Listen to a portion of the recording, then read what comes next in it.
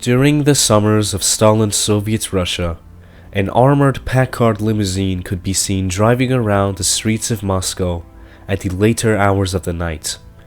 Every so often, it would stop near a sidewalk, and soldiers of the Soviet NKVD would emerge from it to abduct innocent women who were unfortunate enough to have been in the wrong place at the wrong time.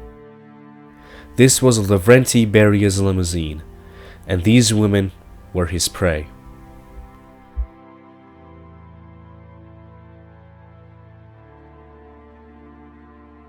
He would take them to his mansion, where he would violently rape them in his soundproof office. Those who resisted would then be arrested and never heard from again. Till this day, skeletons are sometimes unearthed on Beria's former estate in Moscow. But what made Lavrenti Beria so terrifying wasn't that he was a serial killer or rapist, but rather that his actions were sponsored by the Soviet state. You see, Beria was the chief of Soviet security under Joseph Stalin, meaning that he was in charge of the infamous NKVD organization, which operated as the secret police of the Soviet Union. They were tasked with the surveillance and control of the Soviet population, oftentimes meaning the execution or the disappearing of whomever Stalin deemed to be counter-revolutionary. In short, Lavrenti Beria was Stalin's right-hand man, his hound, if you will, whom he called upon to commit the worst acts of genocide in the name of the Soviet regime.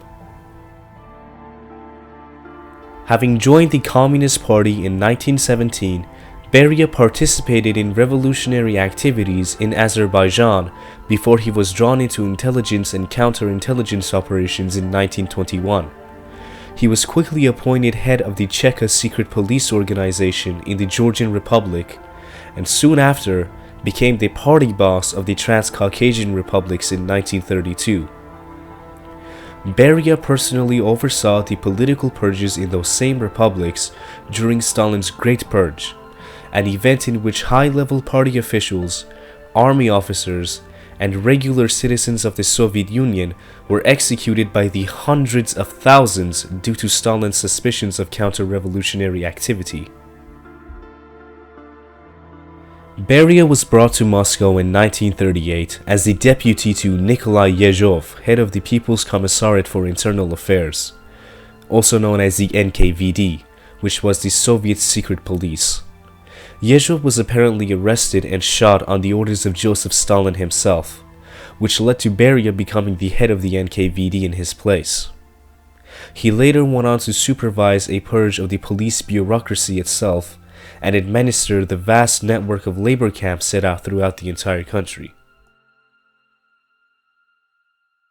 At the onset of the Second World War, Beria was responsible for organizing and carrying out what is known in history as the Katyn Massacre, an event in which 22,000 officers of the Polish army were brutally tortured and executed in order to prevent an organized resistance from ever happening in Soviet-occupied Poland.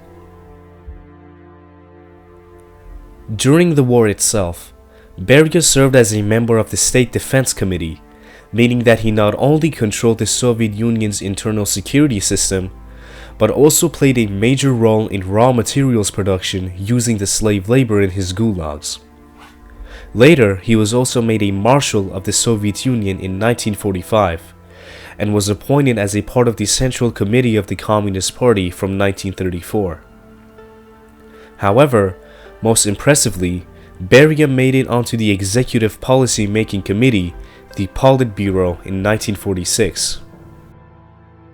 Throughout his career in the Soviet regime, Beria had developed such a feared reputation that almost everyone who lived under the hammer and sickle throughout Europe would shiver at the mention of his name. Beria's sexual predatory behaviors were an open state secret.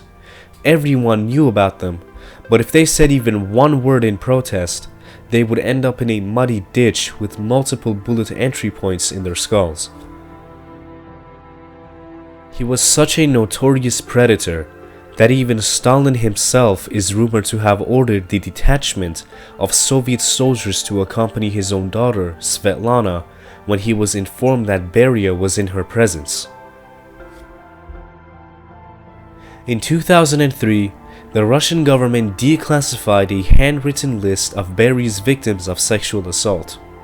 This list is reported to have contained hundreds of names. Evidence suggests that Beria also murdered some of these women. In 1993, construction workers installing streetlights unearthed human bones near Beria's Moscow villa, which is now the Tunisian embassy. Skulls, pelvises, and leg bones were found. In 1998, the skeletal remains of 5 young women were discovered during work carried out on the water pipes in the garden of the same villa.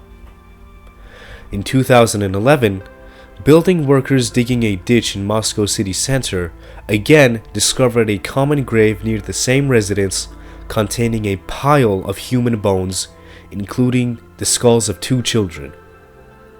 The lack of articles and the condition of the remains indicate that these bodies were buried naked. According to Martin Sixsmith in a BBC documentary, Beria spent his nights having teenagers abducted from the streets and brought to his mansion for him to rape in his soundproof office.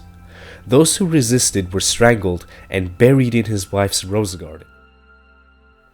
Nevertheless, Beria quickly fell out of favor with the Communist Party after Stalin's death, and he was later arrested and put on trial for charges of treason, terrorism, and ironically, counter-revolutionary activities. General Zhukov, who played a prominent role in both Beria's execution and the Soviet victory in World War II, is reported to have said that killing Lavrenti Beria was one of his proudest achievements in life.